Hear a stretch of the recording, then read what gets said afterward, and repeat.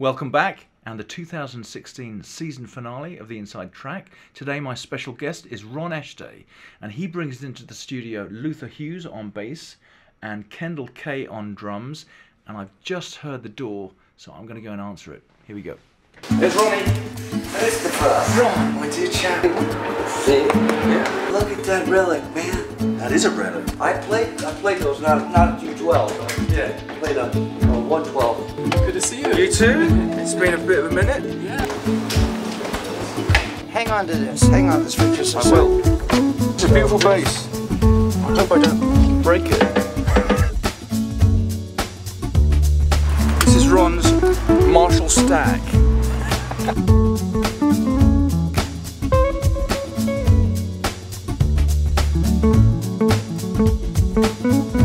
Ron, it's so good to have you here on the show. My pleasure, my pleasure. This is the last episode of season 2, and I can't think of a more fabulous friend and musician to close the year out. Well, I've closed a lot of clubs. So. Do you? Welcome to my world. Yeah, you know. Yeah. So I know you're not a drinker. We're going to have some wine on the table, but it's going to be about water right now. And of course, it's the middle of the afternoon, so it's not such a bad idea, is it? So thank you very much for doing this, Ron. And thank you. So great to see you. Ron, what's the name of the first song you're going to play today? Indian Summer by Victor Herbert. 1, 2, 3.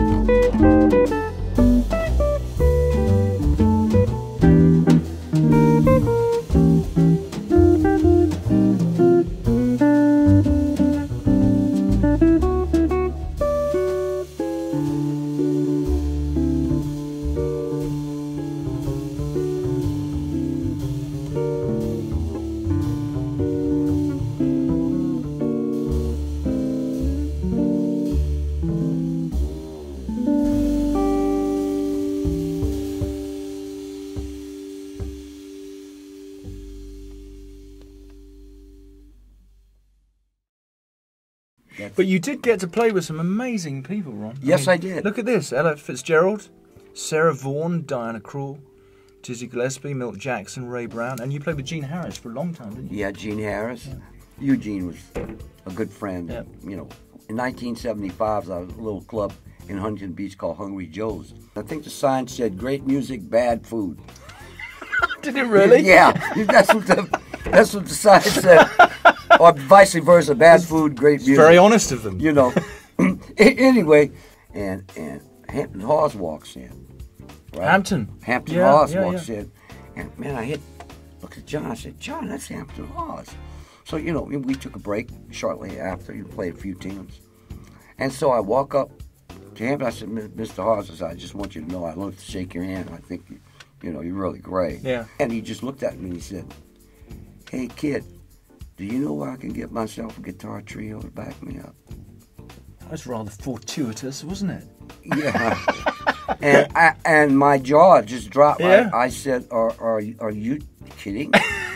"No, man, I'm not kidding." He said, "You guys are swinging your off." Wow. He was out here for about a year and a half. So we did all the work with him for about a year and a half. Yeah. You know. That's amazing. Very fortunate. I'm very fortunate. When I came out here, initially I was working with Gene Harris with his trio. Then we were on the road all the time, and I had small kids, so I needed to stay in town a little more. So I had met Ray Brown at the Kansas City Jazz Festival. So when I decided to leave Gene and stay here, I went to talk to Ray and was brave enough or stupid enough to say, "I'm available if you get any extra work or something, Ray." And he was so kind and said, "Well, okay." He said, "Are you working New Year's Eve?" I said, "No." He said, "Do you want to cover a gig for me?" I said, "Sure." Well, it was with Louis Bellson's big band. It was a band of legends at that time. Joe Pass was playing guitar, who I just idolized. And so Ray, after I did that gig, Louis Bellson was satisfied with my playing, and so Ray said, "It's I'm busy. It's your gig now." So Ray was really instrumental. Gave me some work subbing for him again with Quincy Jones, and it was just very nice. So that's kind of how I got initially started in town. So, who were your guitar players growing up? Well, you know, when I first started playing, back in my day, living in Louisiana, southern Louisiana, you know, with Muddy Waters and Jimmy Reed and all the blues guys. And in those days, B.B. King was in Mississippi.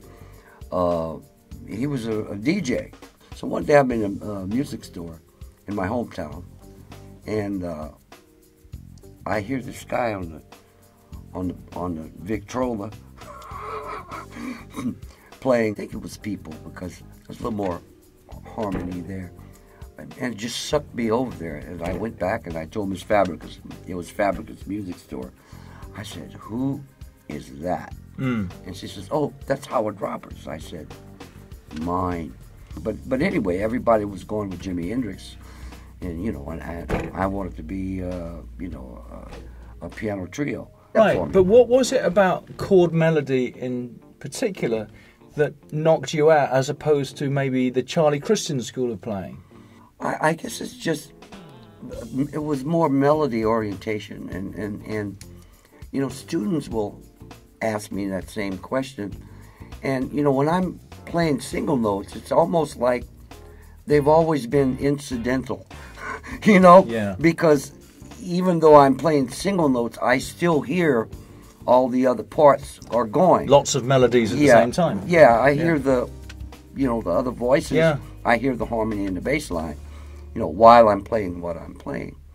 And, you know, I really make an effort to instill this into my students.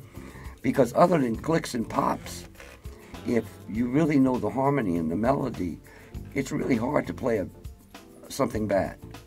Play the melody. Right. You know, the duh. You know what I mean? Play the melody. You know, you don't get. It's not a demerit. I mean, this is a good thing. What's the name of the next song you're going to play? Detour Ahead. It was written by Herb Ellis, great guitar player.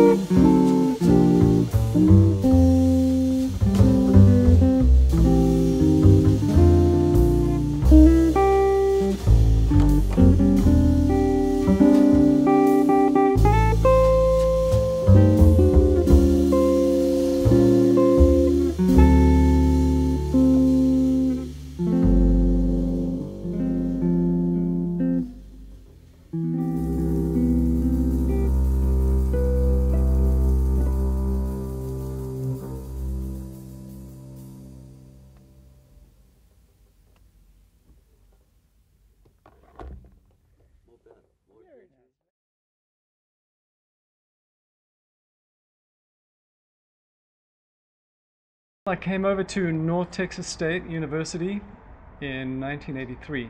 I went to school, and it was a great experience for me, really good. And when I finished school, it was, where do you want to move? To New York or Los Angeles? And I thought, well, if I'm going to starve, I'd rather come out here where it's warm. Well, I tour with Jack Jones, the singer. I did a tour with Ricky Lee Jones, Phil Upchurch. I love playing with John Pisano and the Guitar Gang. I've been playing with Ronnie for quite a while. We just play and do our thing and listen and hope it comes out okay.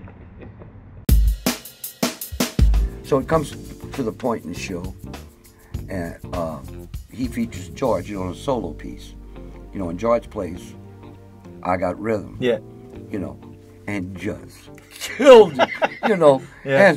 And so now I got to follow that, yeah. right? I got to follow that. So Luther looks at me, he says, Ronnie, what you going to play? I said, I darn sure ain't playing I Got Rhythm. What are you going to play next, Ron? We're going to play something by Antonio Carlos Jobim called Captain Bacardi. I think he liked his rum.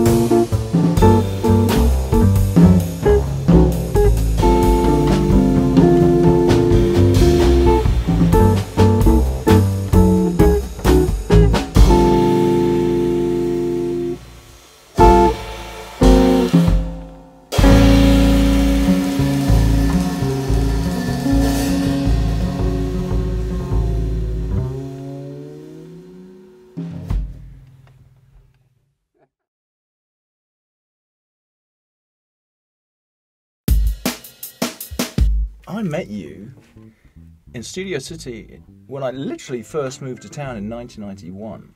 Yeah, And you I lived just next door to Todd. Well, no, that was before. Was that before? I met Todd because you guys were playing at this little coffee place. What was it? The Blue Parrot? The Blue Parrot. The Blue yeah. Parrot in Studio City was a hang. Nice, 2 nights yeah. a week, and I went every week, every weekend. Yeah, poor you. Well, I mean, I learned so much, Ron, from you guys. I mean, it was a really, really inspiring time for me. Well, that's what we were supposed to do. We were Right. supposed to pass it on. Exactly, and you sure did. Anyway, what I liked about what you were doing with Todd, and at the time I think it was Paul Humphreys, who was playing Yeah, drums? he was playing. Paul Yeah. was playing with us. I like the fact that you had got into this musical thing where Todd would swing for you and comp for you, so you Yeah. could play single notes, Yeah. and then when you were playing chord melody, he would not comp for you. He would play Right. your bass lines, Right. and then when he took a solo, you would comp for him on your 7-string guitar. Yeah. And it was kind of a unique sound that nobody was really doing, and I know it was totally something you guys were aware of at the time, wasn't it? Oh yeah, yeah. That was something. But you know, even back then, that was something I had in mind way before I met Todd or anybody. Yeah. And like 10, 15 years before. Right. Because it always frustrated me, you know, that every time the bass player took a solo, Yeah. the drummer went to the hi-hat and the saxophone, the trumpet player, the saxophone player went outside, you know, and the piano player went to the bar, you know. But mainly musically, where Todd would play, you know, 1-3-7, and then of course I could play all the poly chords, all the different, you know, triads but it against was the also top, orchestrated. Right, you know, but we'd it was orchestrate. also something, because Todd was playing the electric bass, it was something germane to the electric bass. I mean, you Well, couldn't of course, really you do couldn't that. do that with an No, upright, no. you know. And people would always, you know, come up and say, "Man, what are you using the electric bass for?" Me, I said, Because of that. I said, Yeah. because Ray Brown can't play me a C7. You know? You mind if I take off my No, hat? take your hat, Hope take my your head head off. Yeah, doesn't let your head shine. down. Yeah, right. You know, I have to officially thank you, Ron, because if it wasn't for you, you know I wouldn't be playing Benedetto guitars. I've had a long association with them, and back in the day you actually went out of your way to make a call for me. And Of course, it was why your not? idea. Well, it was your idea. I didn't ask you to do it. You called up Bob and said, I think you should, you know, talk to Chris. He's one of the young dudes coming up, and it was the nicest thing anybody's ever done for me. Well, yeah, it worked out for both of you. A couple of weeks ago, Ron, I was on YouTube and I came across a video with, it was your trio. I can't remember where you were playing, but George Benson sat in. Yeah. Do you remember that? That was Yeah, that was in 06. That was at Steamers. But let me tell you, that's between you and George. That's some of the finest jazz guitar playing I've ever heard. It was stunning. Well, thanks. Yeah. You know. Do you remember it? Yeah, it was with Joey DeFrancesco. Yeah, that's right. That's right. Yeah. So check that video out because it is stunning. What do you got coming up, Ron? I do have on Blueport Records. I do have a trio record coming out with Kendall and I, and great keyboard player Joe Bagg. Oh yeah, he's been here. Yeah, Joe and I get along like very well harmonically. It was recorded live at Steamers, but we chased each other around real good. Nice. There's a lot of everything. We played the blues, we played, you know, sambas, ballads, you know, you Right. name it. Well, cool, Ron. Listen, it's been so great, and I'm so glad we could do this, and I appreciate having you as a good friend for 27 years. Well, Cheers, man. Hey, listen, let's hope it can be 27 more. Wouldn't that be nice? Oh, with a little luck, we'll make it, right? Yeah, with a little luck, we all will. Cheers, Ron. There we have it. Wrapped up another edition of the Inside Track. Thank you guys. Thank you to Luther Hughes, Kendall Kay, and my special guest Ron Eschete. But before I go, I want to tell you a little bit about this. I'm very excited to tell you about my brand new guitar instructional program, Play What You Hear Volume 2. If you're an Inside Track member, you get this in the membership site, which comes with the membership program. So, and if not, you can order it separately. And it's a huge program. There's enough information there for 30 years, something like that. So check it out, and we'll see you again next year for a new season of the Inside Track. Thanks, you guys.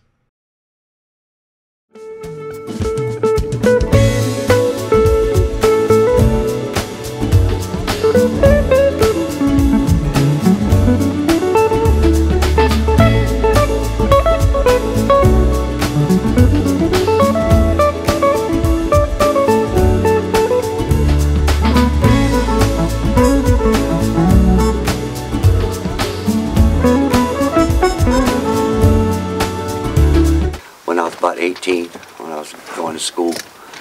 You know, had a gig at Papa Joe's from 3 in the morning till. In New Orleans?